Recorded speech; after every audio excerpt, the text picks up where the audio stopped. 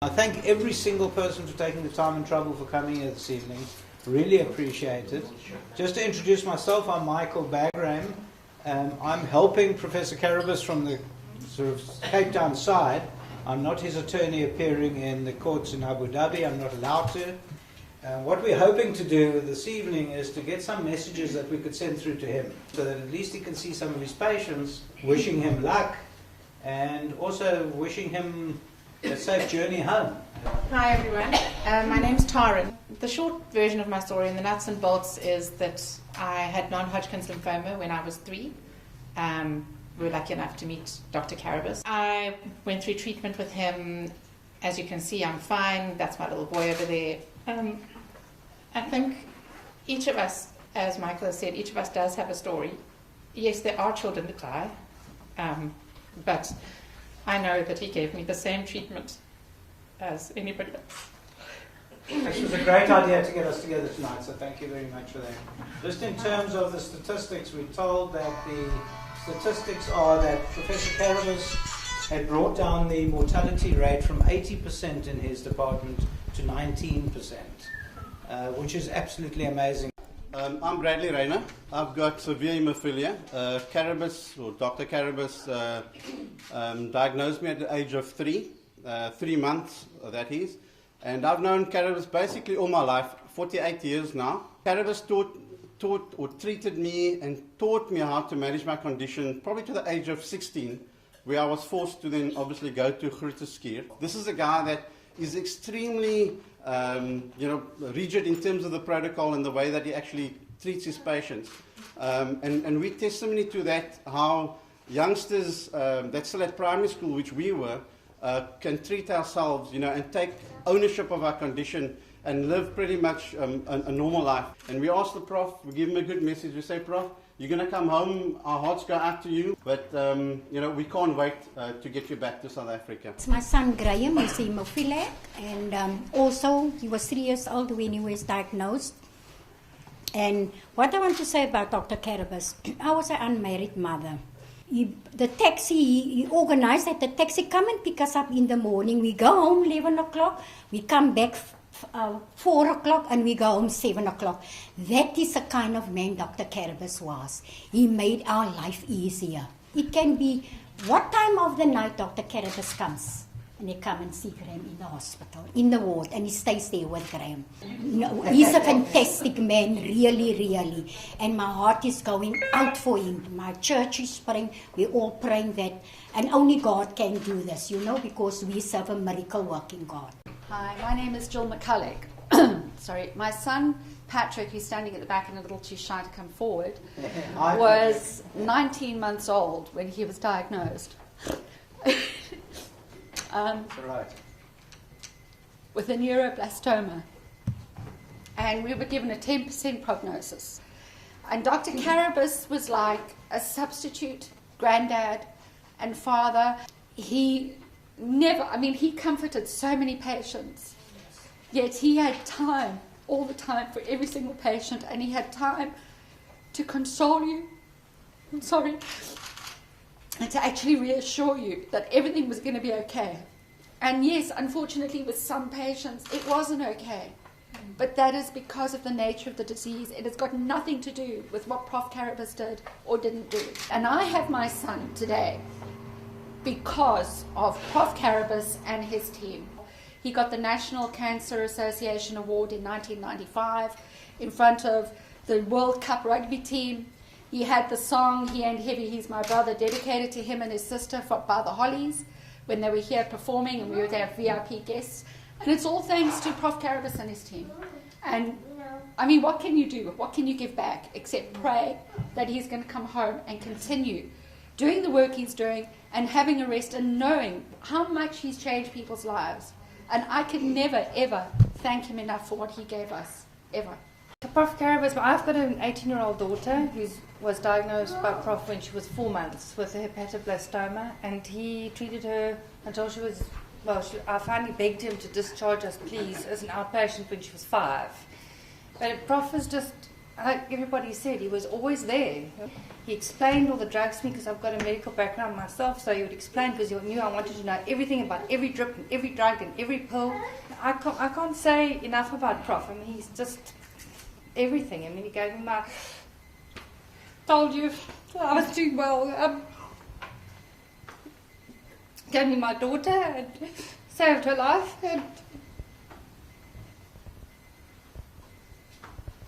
And she just walked away with a straight A aggregate matric.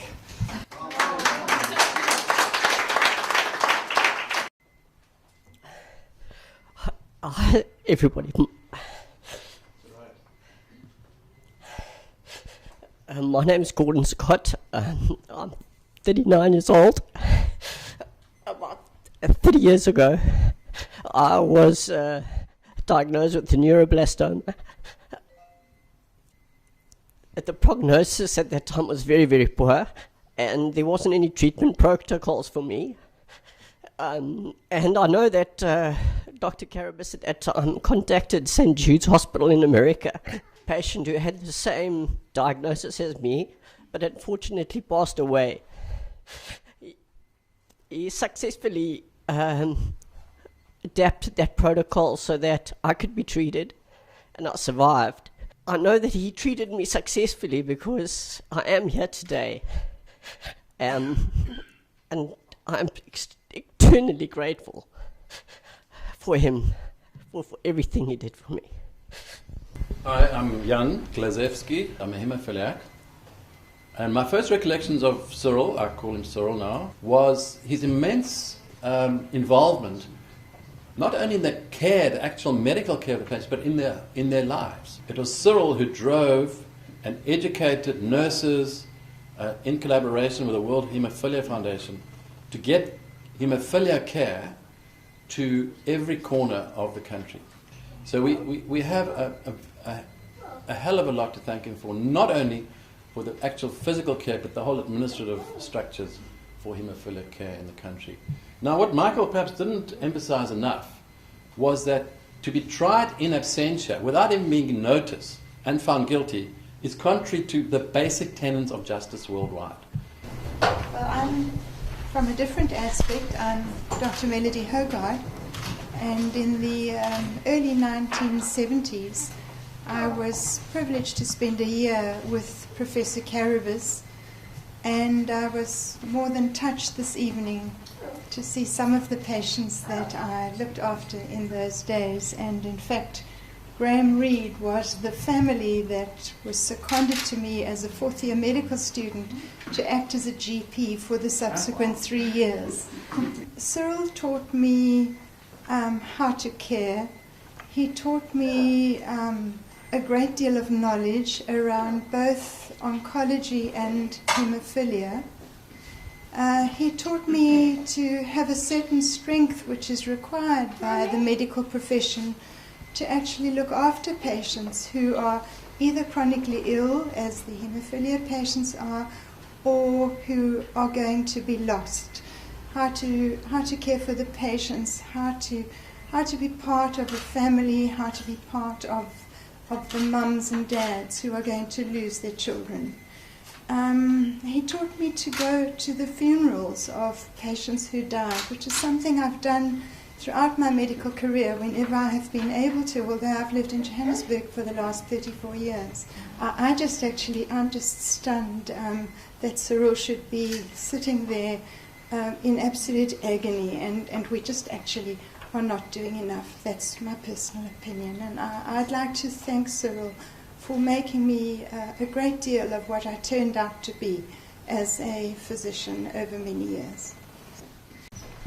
My name is Glenn Stavridis. I'm a haemophiliac, and we heard about this, my mother and my brother and I heard about this doctor who was treating patients differently. So we upped and offed and went off to Red Cross Hospital, and Cyril treated my brother and I as an outpatient and changed our lives completely. The first thing that happened is we started getting treatment in the morning before going to school, and then coming back 12 hours later for the follow-up treatment, instead of going to hospital for for 5 days.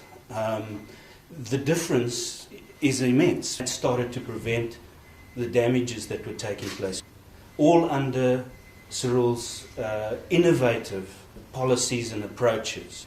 That change completely changed my life. I was able to start playing sport, and it really is a travesty of justice to find himself in this circumstance. I would like to add to what one or two people have said. Can we as the people here become a starting point for doing something about it? His patients, their parents, their friends, their family. What I would really like to see, and I was really hoping it would be really soon, that we'd all be at the airport to welcome him back.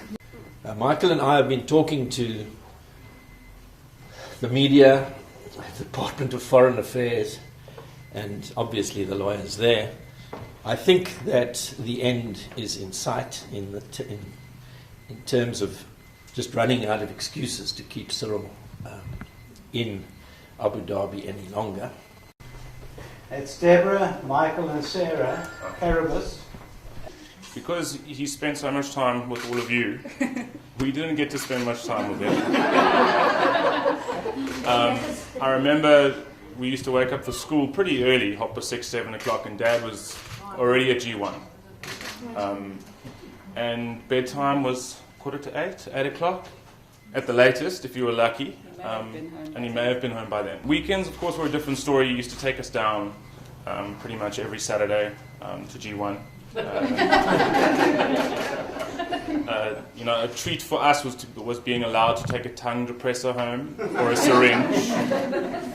And included us in his life and his work and this family. Thank you all for being here and for sharing your stories. Thanks again, everybody. It's been great. And I hope to make new friends from all of this. Thank you very much.